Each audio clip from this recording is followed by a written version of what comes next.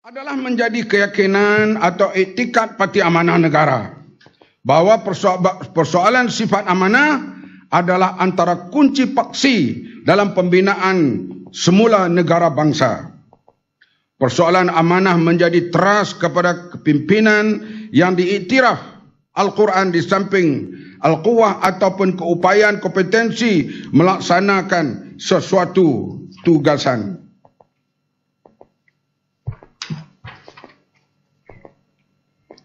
Sifat amanah adalah bertentangan dengan sifat khianat serta amalan rasuah. Kedua-dua persoalan ini ialah politik khianat dan budaya rasuah adalah punca masalah negara dewasa ini, iaitu berpunca dari tiadanya sifat amanah dan politik negara. Amanah, anti rasuah, sifat rasuah ini di mulut mudah bercakap.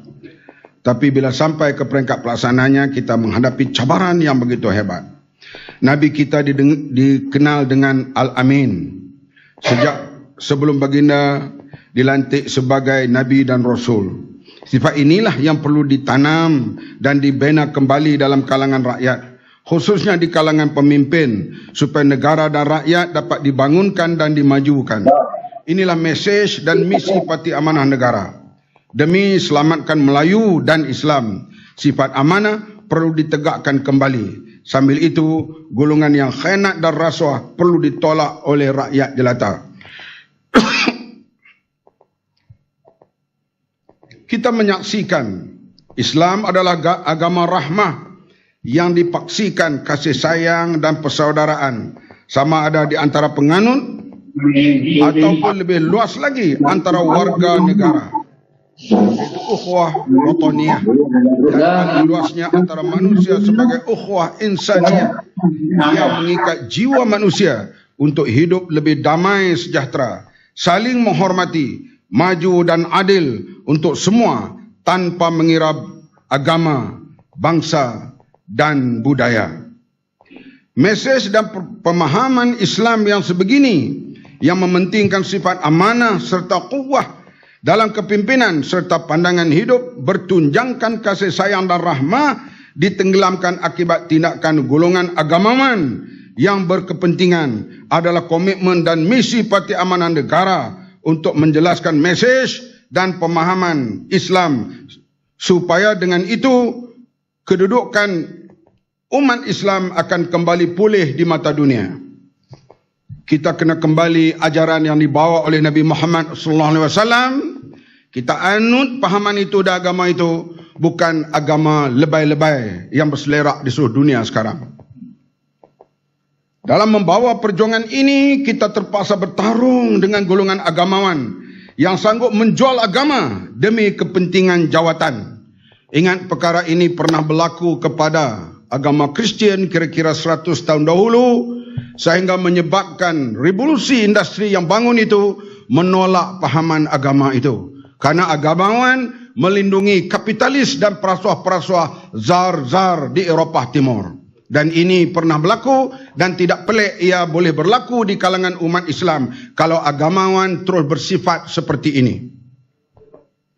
Mereka sanggup membersihkan imej pemerintah yang zalim dan rakus dengan mengeluarkan fatwa-fatwa songsang yang menghalalkan rasuah, salah guna kuasa dan kezaliman. Dalam soal ini adalah amat wajar kita ingat kembali maksud sebuah hadis di mana Rasulullah SAW ada yang paling aku khawatirkan untuk kalian berbanding Dajjal. Baginda kemudiannya ditanya, apa yaitu wahai Rasulullah? Baginda menjawab, ulama usul. Ulama tetap berpengaruh timbalan musyidun am. Sebab itu kita kena berusaha munculkan ulama. Ulama tetap berpengaruh dalam masyarakat. Tapi ulama-ulama lebay yang ada sekarang ni, kita lihat menghancurkan pandangan umum terhadap keadilan sosial. Saya amat menumpukan dalam hal ini bila saya bergerak melihat apa yang berlaku di seluruh dunia Islam. Amalan politik dan tauladan yang diajar dan dipraktikkan oleh baginda Nabi Muhammad SAW mesti kita ikut. Masyarakat madani, iaitu civil state yang dibangunkan oleh Rasulullah di Madinah menjadi model dan Sahifah Madinah menjadi perlembagaan yang mengiktiraf hak dan tanggungjawab masing-masing dalam sebuah watan tanpa diskriminasi, sekaligus mengiktiraf kemuliaan insan, karamah insan, dignity of man dalam menjangka fiqh ta'ayush atau jurisprudence of peaceful and coexistence. Seperti difirmankan Allah Subhanahu wa taala, walaqad karramna bani Adam wa hamalnahum min barri wal bahr wa razaqnahum min thayyibat wa faddalnahum ala katsirin mimman khalaqna tafdila. Dan sesungguhnya telah kami muliakan anak-anak Adam dan kami angkut mereka di daratan dan di lautan. Kami beri mereka rezeki dari yang baik-baik dan kami lebihkan mereka dengan kelebihan yang seumpama atas kebanyakan makhluk yang telah kami ciptakan.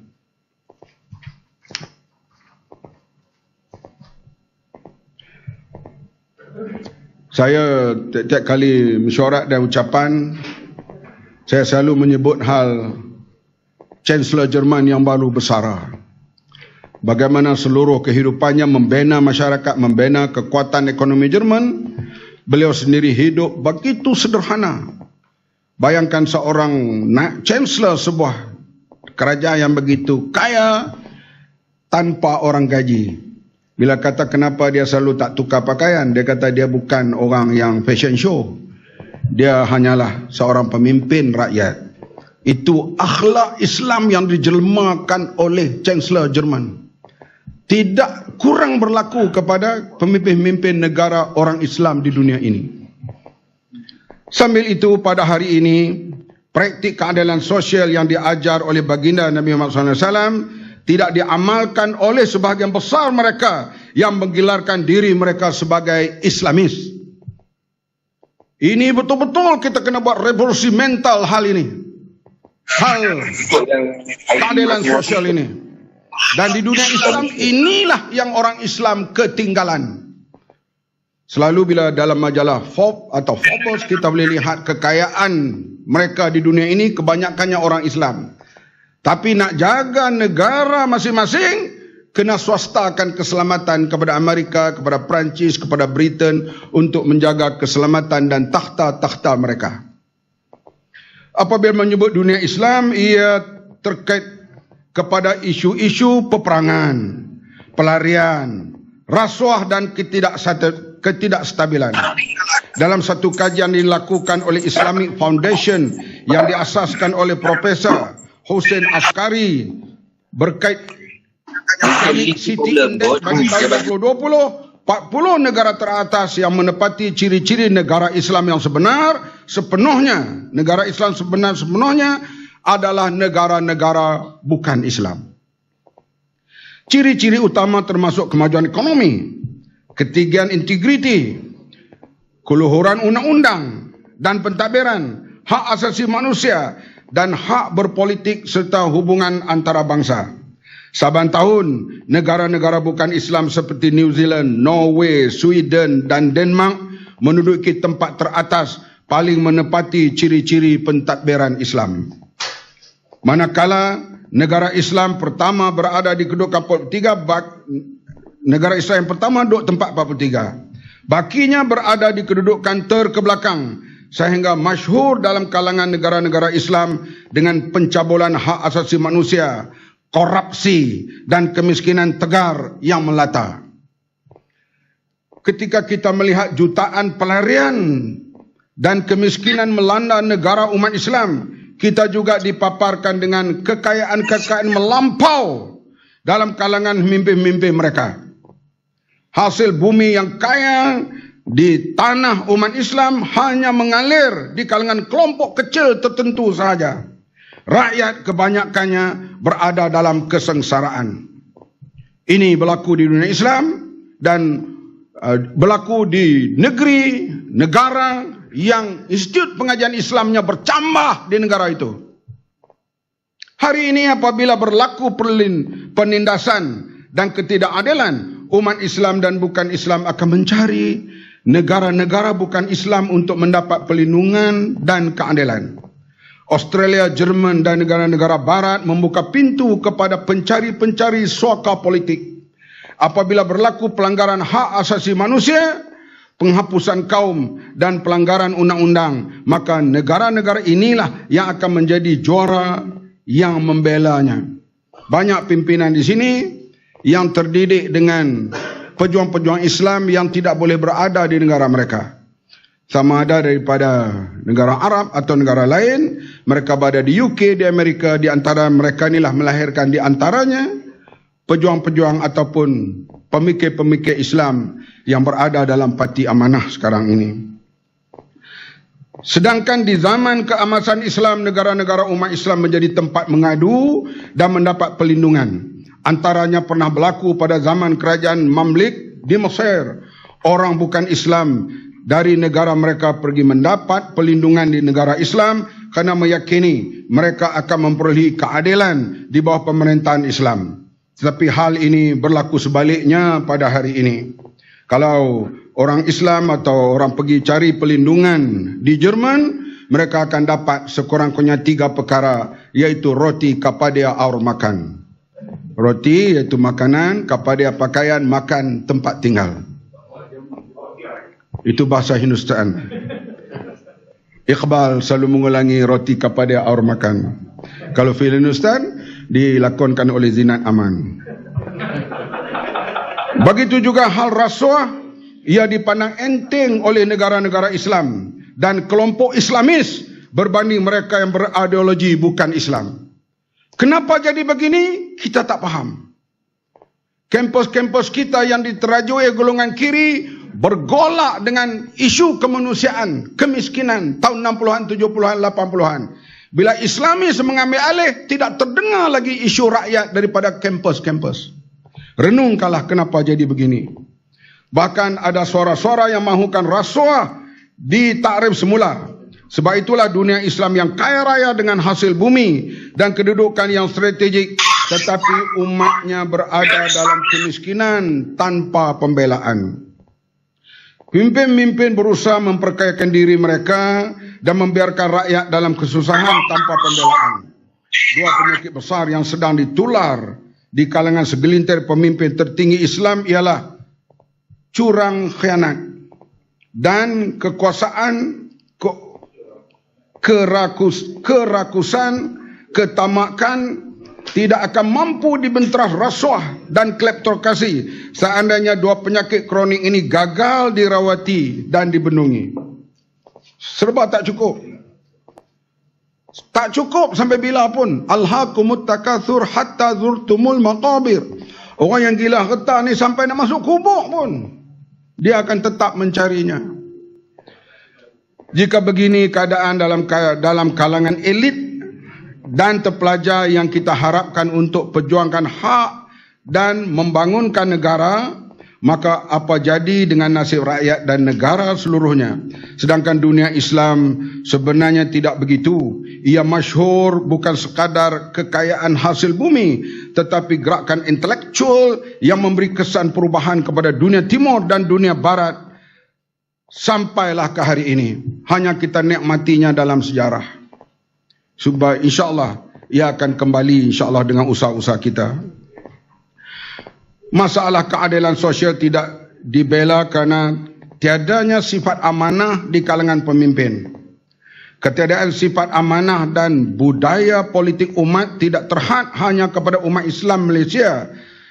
Malangnya ianya malapetaka yang melanda umat Islam di seluruh dunia. Dewasa ini kita melihat perlawanan terhadap Israel telah berubah. Palestin menjadi intipati kepada perjuangan kita bukan semata-mata kerana kesamaan agama dan kedudukan secara geografi, tetapi ia lambang pelanggaran norma-norma kemanusiaan, pencabulan kedaulatan dan hak yang ianya menatijahkan ketidakstabilan di hampir seluruh dunia. Mutakhir ini masyarakat Eropah lebih cenderung lebih kuat membela rakyat Palestin dibandingkan dengan negara orang Islam. Sebab itulah kita lihat demonstrasi-demonstrasi besar bila perang 11 hari, di antaranya berlaku di negara Eropah, tapi tidak berlaku di negara-negara Arab tertentu. Namun pada hari ini kita melihat sedang berlakunya usaha mengiktiraf perjalanan penjajahan Israel dan negara-negara umat Islam atas nama normalisasi hubungan di antara negara. Beberapa negara Arab sudah secara resmi menjalin kerjasama dengan Israel dan sebagai yang lain bekerjasama di belakang tabir. Perkara ini bukan semata-mata soal hubungan ekonomi atau politik, tetapi ia satu bentuk pengiktirafan terhadap penjajahan dan kekejaman yang dilakukan oleh Israel dengan naungan daripada sebagian negara barat.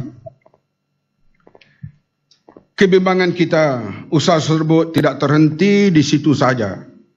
Malah beberapa negara Islam lain luar daripada tanah Arab turut dipujuk untuk menjalin hubungan dengan Israel.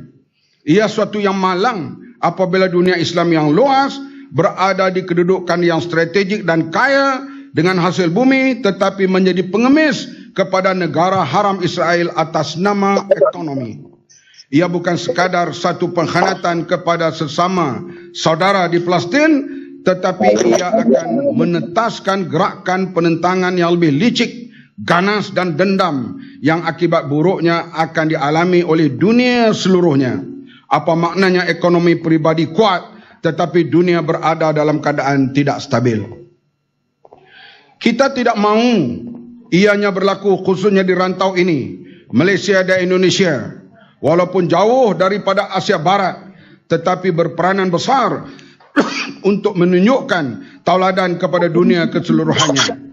Rantau Asia Tenggara yang mempunyai jumlah umat Islam lebih 300 juta, mengamalkan budaya kesederhanaan yang unik dan boleh hidup aman dan damai di tengah majoriti negara-negara Asia Tenggara yang lain yang bukan beragama Islam. Daripada 10 negara ASEAN, hanya 3 negara saja majoriti beragama Islam. Sebaliknya, penganut agama yang berbeza dan berkomunikasi dalam bahasa yang berbeza, tetapi kita tidak boleh. Kita boleh hidup dan aman. Tetapi kita boleh hidup aman dan damai dalam masyarakat dalam semua keadaan ini. Maka kita perlu gagaskan satu gagasan baru di rantau ini yang akan memperkenalkan Islam yang sebenar yang dipraktikkan oleh baginda Nabi Muhammad SAW agar bukan sekadar negara-negara Islam tetapi dunia keseluruhannya kenal akan agama Islam yang sebenar yang merupakan agama kasih sayang, persaudaraan dan kemajuan. Kita perlu menggagaskan kembali Islam pendobrak, penghapus rasuah, kleptokrasi, kezaliman, dan Islam pembina tamadun manusia sejahtera.